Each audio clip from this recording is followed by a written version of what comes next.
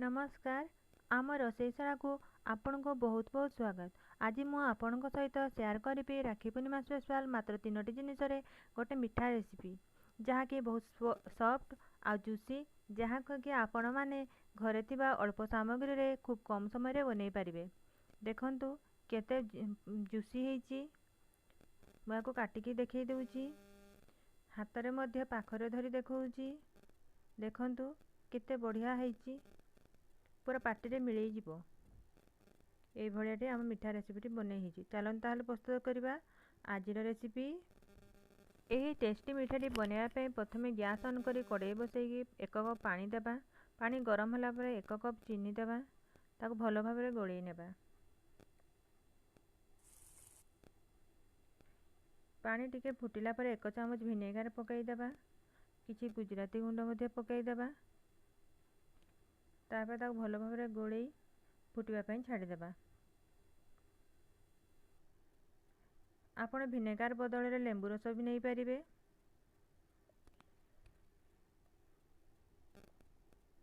एबे देखंतु सीरा हेई आसिलानी।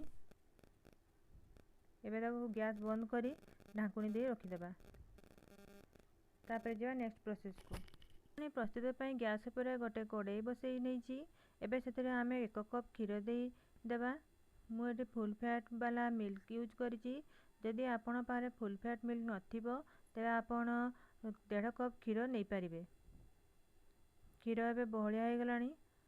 आमे ताको राबिडी परी देखा जिवो और मीठा खाइबा पे बहुत टेस्ट लागिवो। तो ए पर्यंत क्षीर भलो भाबरे फुटी सेतरे मु 1 कप बटा दे देइची। ताको भलो भाबरे गुळेबा जेंति सेते लंग्स न रुहे। हमें लो टू मीडियम फ्लेम रे भलो भाबरे मिक्स करिबा। तापर 1 चमच तेल देई ताको भलो भाबरे गोळेबा।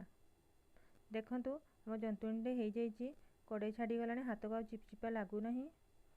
तो एबे हमें को गोटे थाली को काढी देबा।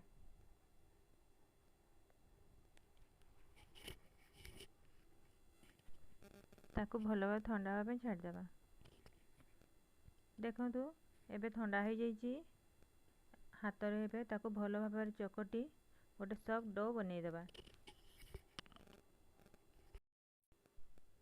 एबे आपण देखुछंती गोटे सॉफ्ट डो होई रेडी हो जाइची। याको एबे एमती लंबा शेप रे करिकी ताको लेंबू साइज रो गोल गोल करिबा।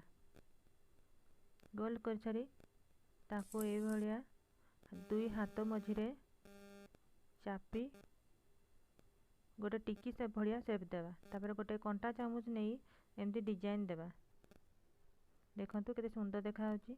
ए भली अन्य गुडी के सब बनै देबा। आमा मिठा सब रेडी हो जाइची। वर्तमान हमें गैस ऑन करी कड़ाई बसै नेबा। तेल गरम होला परे सब मिठा सब पकई देबा। इहा को हमें लो टू मीडियम फ्लेम रे छाणीबा। ताको एबे गोल्डन ब्राउन होला भलिया भाजीबा।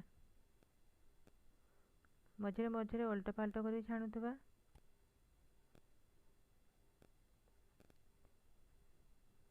देखंतु मिठार साइज टिके बड़ हो गलानी।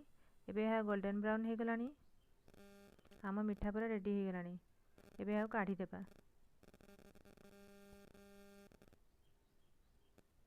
मिठाटी एते टेस्टी लागिबो। देखंतु मु आपण देखौची केते बड़ बड़ हो जाइची। पूर्वर प्रस्तुत करता सीरा रे याको पकई देबा। तो भलो भाबरे गोळेई 1 घंटा पई कवर दे छाडी देबा। मु 1 घंटा हो गलानी। एबे कवर काटी देखिबा। देखंतु आम मिठा सब रसगुडी को सब करी नैची, पूरा जूसी हो जाइची, केते सुंदर देखा होची। या को गोटे प्लेट रे काढ़ी हमें देखिबा। वर्तमान चामच रे टिके काटिकी मु देखौची। देखंतु केते सहज रे कटि जाउची, केते सॉफ्ट हेची, पूरा पार्टी रे मिलै जिबा भलिया हेची। हाथ रे टिके देखौची। देखंतु केते जूसी हेची। थरे राखी पूर्णिमा निहाती बनांतु, बहुत सुंदर लागिबो।